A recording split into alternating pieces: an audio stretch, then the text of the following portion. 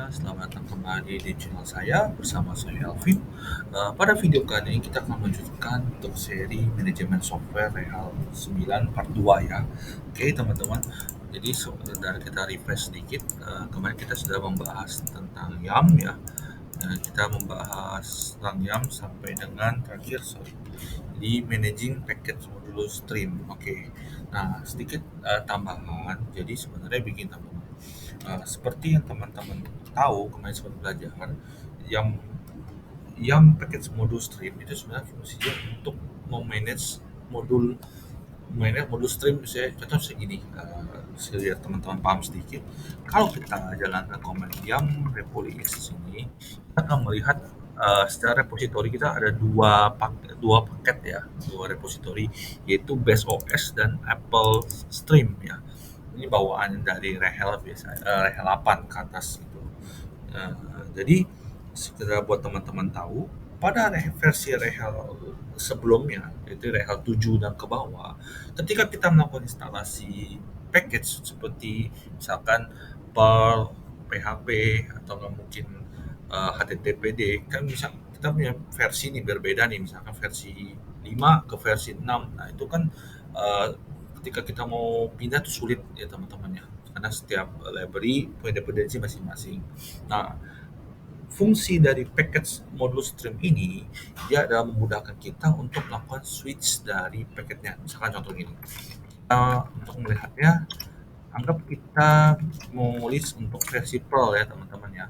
Nah, di sini kita teman-teman bisa lihat di dalam package manajemen kita, dalam app stream ini terdapat 3 versi Perl, yaitu 5.24, 5.26, dan 5.30. Nah, kita bisa memilih gitu. Jadi misalkan kita mau pindah paket nih dari 56 ke 530, 526 ke 530, itu bisa menggunakan modul stream nih teman-teman ya, gitu ya.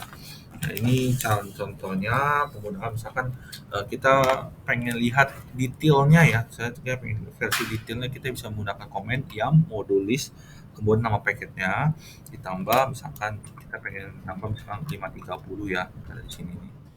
Ada di sini nanti teman-teman. Oh, 530 ini informasinya kurang lebih seperti ini. Itu.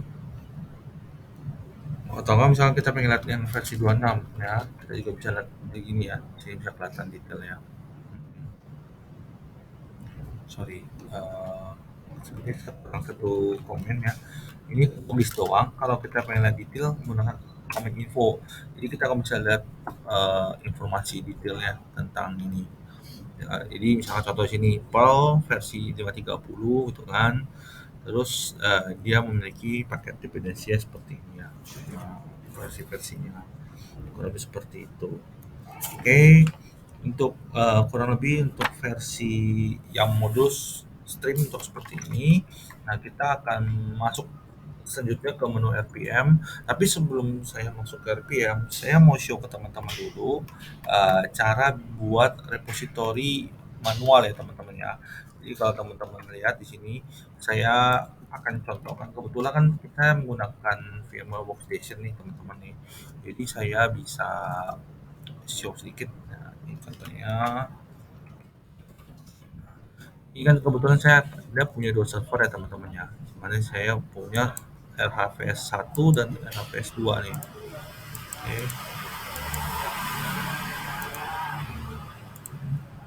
oke, seperti ini agak sedikit. Oke, nah jadi saya punya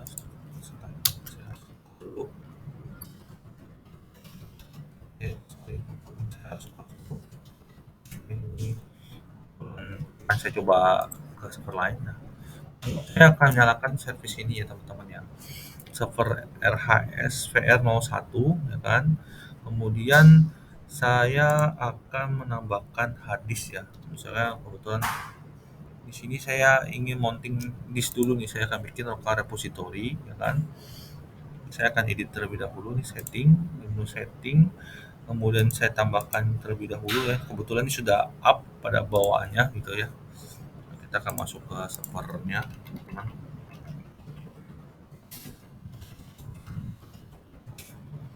Saya akan coba ke 138 karena MPD 138 ya teman-teman ya.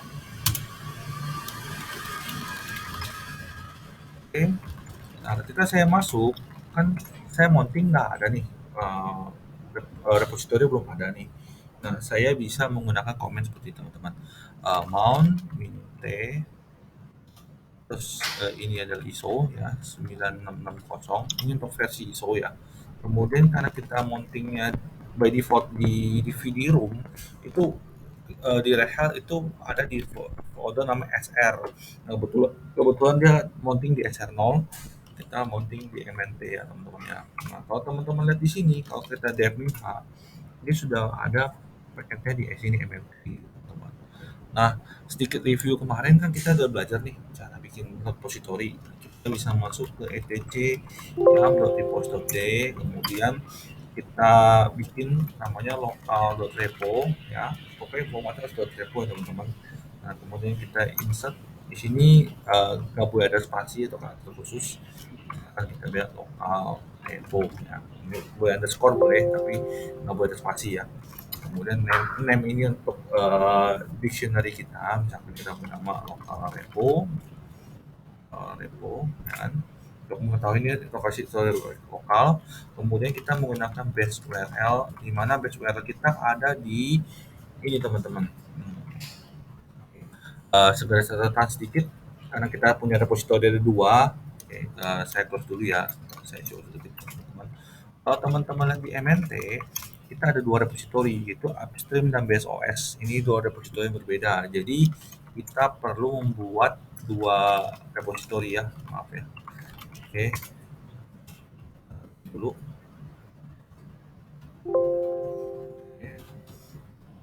Lokal app ini name lokal app stream, base URL-nya menggunakan tipe file ya kan. Path-nya ada di MMT ya teman-teman ya, MMT. Kemudian kita masukkan app stream, oke. Kemudian kita pilih GPG check-nya kita bikin 0 karena kita nggak mau pakai enkripsi ya kan. Kemudian kita enable sama dengan 1, oke. Nah, selanjutnya kita bikin lagi yang kedua adalah base OS ya kan. Base OS ya. Misalnya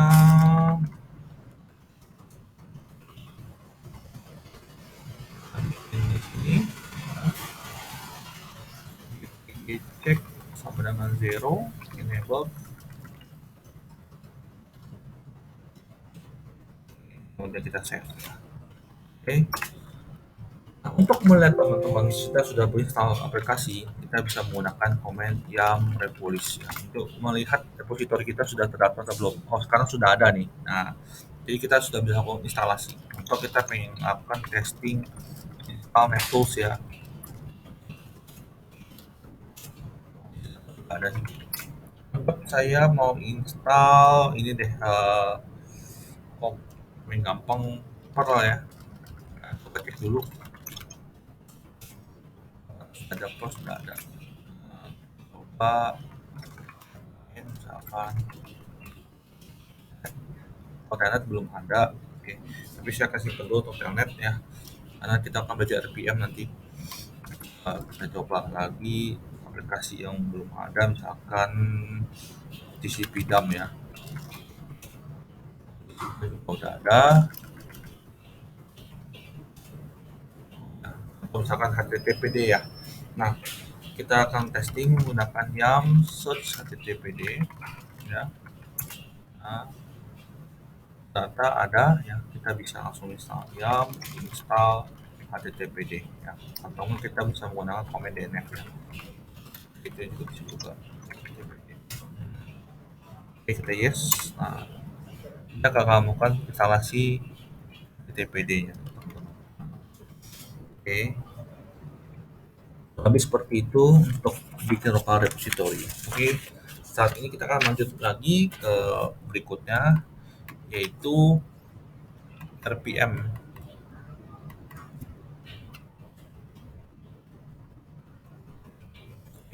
Kita masuk ke RPM. Nah, kita akan memahami dulu penamaan dari RPM ya.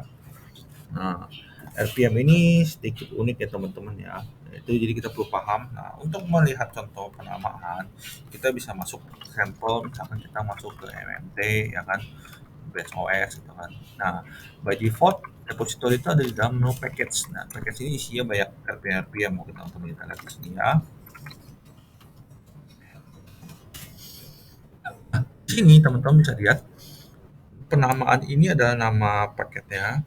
Kan, formatnya ada nama paket. Kemudian di sini adalah versi. Di sini di mana versinya adalah 4.8.0 ini adalah versi ya kan. Kemudian strip berikutnya adalah subversionnya gitu teman-teman. Jadi dia punya tingkatan subversion. Ibaratnya kayak contoh misalkan ini perubahan major nih misalkan. Contoh kita ambil yang gampang adalah kita misalnya sorry. Oh,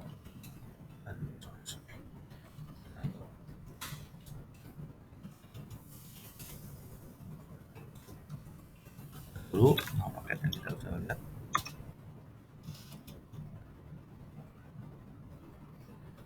anggap Grab NFS ya. Nah, oke.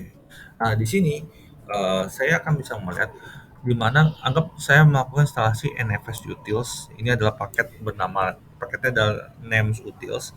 Kemudian versi 254 ini adalah versi major dari aplikasinya. Kemudian ini min 10 ini adalah subversionnya gitu. Jadi kayak ini perubahan major, ini perubahan minornya gitu teman-teman. Subversion untuk paketnya. Nah, kemudian di sini kita lihat di sini EL9. EL9 itu untuk menandakan versi OS-nya gitu ya. Kalau untuk versi RHEL 7 dia menggunakan EL7. Kalau 8 EL8, kalau 9 ya EL9 gitu teman-teman ya, biar teman-teman paham gitu kan. Kemudian di sini selanjutnya ada X8664 di mana itu menunjukkan untuk 64 teman-teman, bit 64 bit ya. Kalau kita OS-nya pakai 32 bit itu disebut dengan i368 atau ya 368 apa kayak itu gitunya. Kemudian ini adalah tipe RPM-nya gitu. Nah, kurang lebih untuk penamaannya seperti ini ya teman-teman biar bisa paham. Oke. Kemudian untuk melakukan query paket, nah kita bisa menggunakan komen RPM key. Nah, fungsi RPM query itu apa sih? RPM query itu untuk menampilkan nama paket yang sudah terinstall di aplikasi kita. Contoh misalkan di uh, tadi contoh misalkan HTTPD. Nah, kita akan menunjukkan bahwa saat ini saya pengen lihat dong aplikasi apa saja, RPM saya apa saja yang sudah terinstall di sistem saya, bisa menggunakan RPM Wiki A, kemudian kita grab HTTPD-nya gitu. Dia akan melihat versi HTTPD-nya berapa. Nah, kalau misalnya kita gunakan Telnet, nah Telnet ini kosong, jadi kita belum install aplikasi Telnet ini. Gitu. Kurang lebih seperti ini teman-teman untuk query ya. Hmm, sorry, sorry. Oke, selanjutnya kita akan melihat ini sama ya, RDB untuk konteks ke DB-nya itu sama ngecek paket filenya tadi ya, udah. Kemudian kita akan melakukan using repo query teman-teman. Tuh. Nah,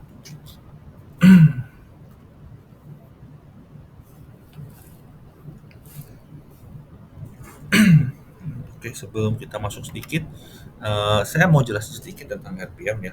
Jadi RPM ini walaupun termasuk sama, hampir sama dengan YAM. Kalau YAM itu kan kita otomatis mencarikan semua dependensinya. Tapi kalau RPM ini agak sulit teman-teman karena gini. Terkadang kalau misalkan cuma satu paket, misalkan kita install kayak RPM Parent, atau misalkan saya install dulu ya, saya pindah ke misalkan stream gitu, package ya, ada ya. Nah, kalau untuk instalasi paketnya sederhana, misalkan RPM PH Pertel ini ya. Nah, ini komennya ada gitu, Bang. Min itu install, V itu verbose, H itu untuk human readable, dia bisa dilihat nih. Kalau kita jalan ini, kita jalan komen-komen ini, dia akan lakukan install telnet.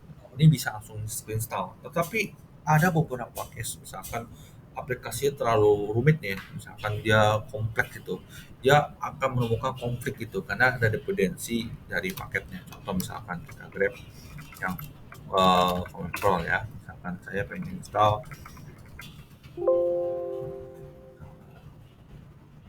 Apple terus susah sih, Pro Utils ya, misalkan saya pengen install Pro Utils ini di teman-teman.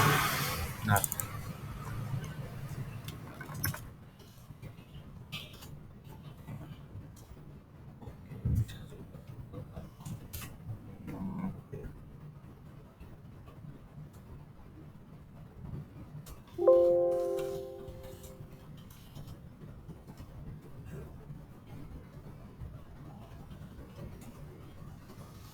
sekarang saya pengen tanya nih.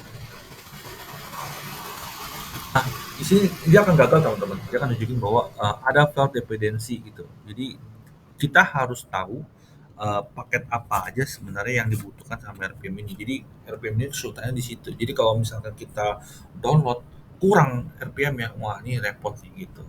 Cuma ya kalau misalkan kita nggak punya repositorinya dan ternyata kita downloadnya besar, kita bisa menghemat dengan cara download RPM-nya juga gitu. Contoh misalnya gini, anggap saya nggak punya subscription di Rehel, ya kan? Saya mau install, kan kalau pakai jam kan gampang tuh untuk dari semua. Tapi tetap kita harus download semua paketnya dulu, kita buat repository, baru kita ke install gitu kan. Itu kan kalau pakai jam. Tapi kalau pakai jam itu kan punya kelemahan, kita harus download nih misalkan 9 giga, 8 giga, itu kan gede banget nih teman-teman ya. Belum tentu space storage kita cukup gitu. Nah, kita bisa ngakalin dengan install per bagian aja, misalnya RPM tertentu aja. Ya kita download aja RPM-nya, kemudian kita upload, kita install. Tapi ya kayak kayak seperti saya bilang, kita harus paham eh, paket apa aja yang dibutuhkan gitu. Jadi misalkan gini, saya mau install engine nih, engine X nih. Nah, ternyata ketika saya install, saya butuh paket ini nih, engine file system gitu. Nah, dia harus ambil dari paket lain. Nah, ini kan susah nih, kita harus cari satu-satu paket library-nya gitu. Itu kesulitan menggunakan RPM kalau seperti itu. Nah, oke, kemudian kita masuk ke repo query ya. Jadi RPM key query ini merupakan tools untuk query paket sebelum instalasi gitu. Atau misalkan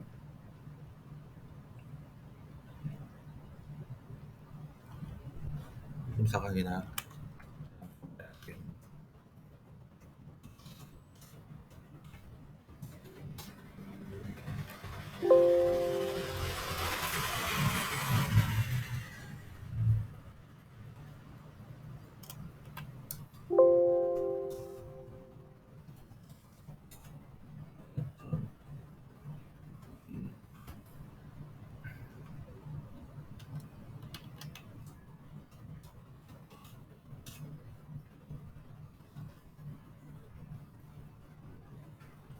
Ya, sebenarnya sama sih. RPM query ini fungsi untuk melihat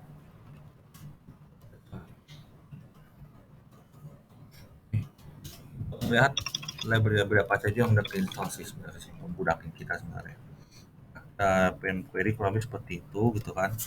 Nah, oke, kurang lebih seperti ini. Oke, selanjutnya kita akan masuk ke berikutnya, ya kan. Oke, sedikit tambahan sedikit buat saya untuk RPM ini. Jadi komen-komen basicnya ya. Kalau RPM min IVH itu artinya install verbose human. Terus disebut dengan nama paketnya gitu. Misalnya kayak satu sekian. Ini contoh RPM, ya kan. Kalau misalkan saya udah install Perl-nya nih, saya pengen update nih. Nah, saya bisa menggunakan komen RPA UVH. Artinya dia akan update ini komen untuk RPM kalau seperti ini. Nah, kemudian kita masuk sedikit lagi yang ketiga. Nah, ketiga ini adalah source star GZ ya. Nah, bedanya apa? Nah, source star GZ ini adalah kita melakukan instalasi dari paket custom gitu. Jadi sekedar biar informasi tambahan, kemarin kita sempat belajar sedikit ya. Saya catat sedikit ya. Saya punya eh kayak apa perbedaannya, contoh misalkan adalah Ubuntu dan Rehel ya. Ubuntu itu kan menggunakan Debian, kemudian kan kalau Rehel itu menggunakan YAM ya, yang repository gitu, Debian repository. Nah, contoh misalkan kita lakukan apt-get. Gitu. Kalau Ubuntu kan pakai apt-get nih, misalkan Ubuntu. Kalau Rehel itu misalnya jam update ini di Rehel. Nah, bagaimana kalau misalkan saya sebagai developer pengen install nih misalkan, kan beda-beda nih, tergantung dependensi dari setiap OS kan beda-beda ya. Misalnya kita ribet nih, nah kita bisa melakukan instalasi menggunakan source target itu ya. Source target ini. Kebetulan saya nggak akan pakai di sini, karena jujur untuk implementasi ini butuh level lebih advance gitu untuk belajar ya. Jadi teman-teman bisa belajar sendiri gitu ya. Tapi sekedar buat belajar RHCSA biar perlu tahu aja gitu ya, cukup tahu. Jadi lakukan storage task gadget ini awalnya dipakai untuk turunan Unix dan Linux gitu, Linux awal-awal. Karena kan setiap distro kan beda-beda tuh. Nah, kadang repot kan kalau orang developer mau bikin, wah harus bikin untuk Red Hat sendiri, Ubuntu sendiri. Nah, biar nggak pusing, saya bisa melakukan bikin HTTPD targeted gitu ya. Misalkan saya punya Apache targeted. Biasanya paling kepake tuh Apache targeted ya, versinya misalkan XX sekian gitu kan. Nah, kan XX ya, versinya gitu ya. Nah, caranya adalah pertama kita harus ekstrak dulu menggunakan paketnya ini, misalkan komentar, xjvf gitu kan, KGZ. Nah, setelah file ke ekstrak, baru kita masuk ke foldernya yang sudah kita ekstrak, misalkan sudah Apache-nya, terus kita jalankan command.configure.